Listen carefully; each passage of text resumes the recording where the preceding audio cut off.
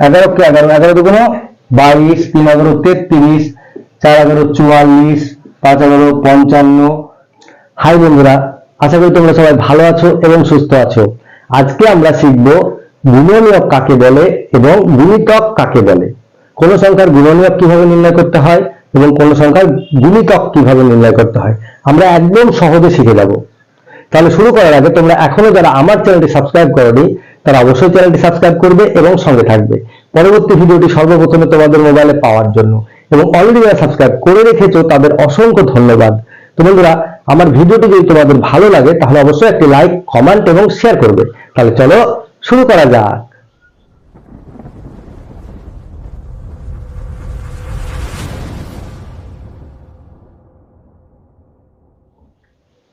তো বন্ধুরা, আজকে আমরা গুণনীয়ক এবং গুণিতক কিভাবে নির্ণয় করতে হয় আমরা একদম সহজে শিখে যাব। তাহলে চলো দেখে নিই।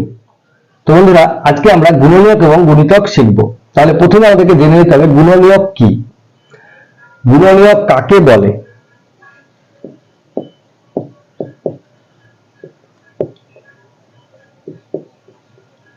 গুণনীয়ক গুণনীয়ক হচ্ছে যে সংখ্যাকে যে সংখ্যা দিয়ে ভাগ করা যায় সেই সংখ্যাগুলো সেই সংখ্যার গুণনীয়ক।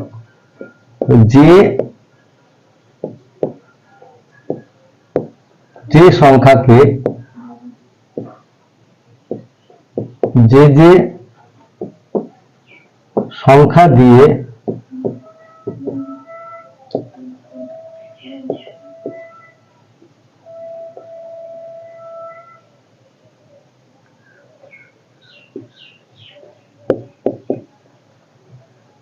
ভাগ করা যায়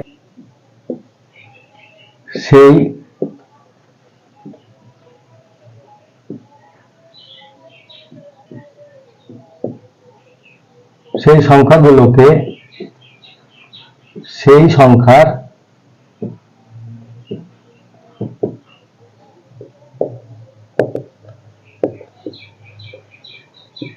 গুণনীয়ক বলে।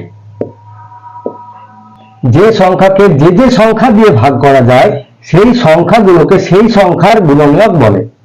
বোঝা গেল?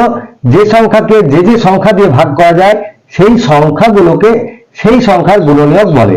যেমন মনে করো 24 একটা সংখ্যা। তো 24 কে কোন কোন সংখ্যা দিয়ে ভাগ করা যায়?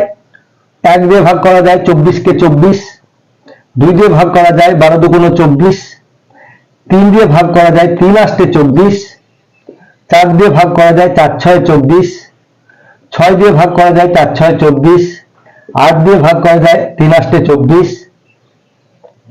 12 দিয়ে ভাগ করা যায় 12 দুগুণ 24 এবং 24 দিয়ে ভাগ করা যায় 24 কে 24। তাহলে 24 এর গুণনীয়ক হলো 1 2 3 4 6 8 12 এবং 24। তো এই যে সংখ্যাগুলো এগুলো 24 এর গুণনীয়ক। তাহলে বলা হয়েছে কি যে সংখ্যাকে যে সংখ্যা দিয়ে ভাগ করা যায় সেই সংখ্যাগুলোকে সেই সংখ্যার গুণনীয়ক বলে। তাহলে যে সংখ্যা মানে 24, যে সংখ্যা দিয়ে ভাগ করা যায় মানে 1 2 3 4 6 8 12 24, তাহলে সেই সংখ্যাগুলোকে এই সংখ্যার গুণনীয়ক বলে। বোঝা গেল? আশা করি তোমরা বুঝে গেলে যে গুণনীয়ক কাকে বলে। যে সংখ্যাকে যে সংখ্যা দিয়ে ভাগ করা যায় সেই সংখ্যাগুলোকে সেই সংখ্যার গুণনীয়ক বলে। তাহলে 24 এর গুণনীয়ক 1 2 3 4 6 8 12 24, এই সংখ্যাগুলো দিয়ে 24 কে ভাগ করা যায়। সুতরাং 24 এর গুণনীয়ক এগুলো। এবার দেখো, যদি 13 এর গুণনীয়ক বের করতে বলা হয় তাহলে 13 এর গুণনীয়ক কি হবে? 1 দিয়ে ভাগ করা যায় 13 কে এবং 13 দিয়ে ভাগ করা যায়। তাহলে 13 এর গুণনীয়ক হলো 1 এবং 13। ক্লিয়ার? তাহলে কোন যৌগিক সংখ্যার গুণনীয়ক বেশি হয় এবং মৌলিক সংখ্যার গুণনীয়ক মাত্র দুটো হবে। এই কথাটা মনে রাখবে, কোন মৌলিক সংখ্যার গুণনীয়ক দুটোই হবে, ঠিক আছে?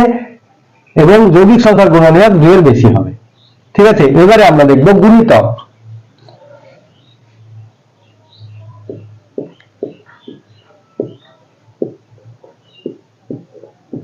গুণিতক কাকে বলে?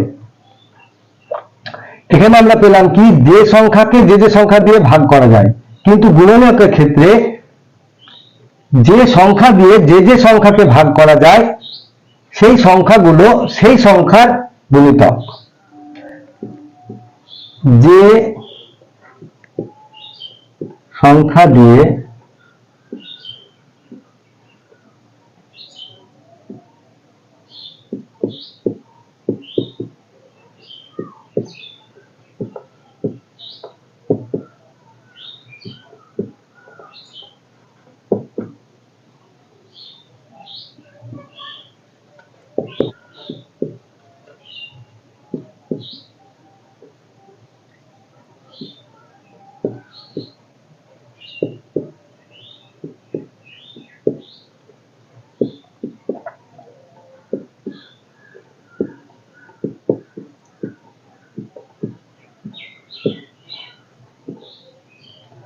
যে সংখ্যা দিয়ে যে সংখ্যাকে ভাগ করা যায় সেই সংখ্যাগুলো সেই সংখ্যার গুণিতক।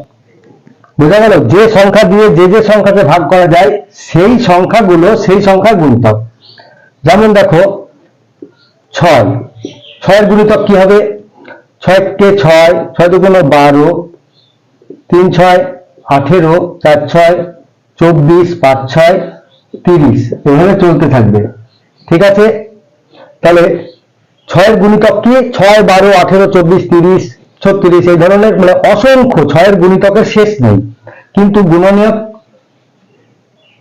সীমিত আর গুণনীয়ক অসীমিত বা অসংখ্য।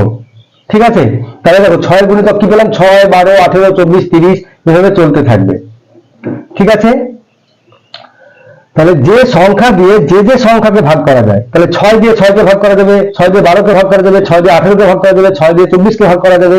তাহলে এই সংখ্যাগুলো এই সংখ্যার গুণিতক। বোঝা গেল? তাহলে আমরা একদম সহজভাবেই বুঝতে পারছি যে যে সংখ্যা দিয়ে যে সংখ্যাকে ভাগ করা যায় সেই সংখ্যাগুলো সেই সংখ্যার গুণিতক। ঠিক আছে, এবার দেখো 11, 11 গুণিতক কি হবে? 11 কে 11, 11 দুগুণ 22, 3 11 33, 4 11 44, 5 11 55, এভাবে চলতে থাকবে।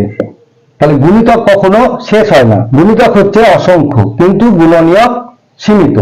এর বাইরে আর কোনো গুণিতক পাওয়া যাবে না 24-এ, কিন্তু গুণনীয়ক চলতেই থাকবে, কোনো শেষ নেই। তাহলে গুণনীয়ক এবং গুণিতক আশা করি তোমরা বুঝে গেলে। একদম সহজ, তোমরা এইভাবে বুঝে নেবে, তাহলে আর তোমাদের কোনো অসুবিধা হবে। তোমরা আশা করি তোমরা গুণনীয়ক এবং গুণিতক কিভাবে নির্ণয় করতে হয় একদম সহজে বুঝে গেলে। তাহলে এগুলো প্র্যাকটিস করবে, ভালো থাকবে, সুস্থ থাকবে এবং মন দিয়ে লেখাপড়া করবে। আজ তাহলে আসি, টাটা।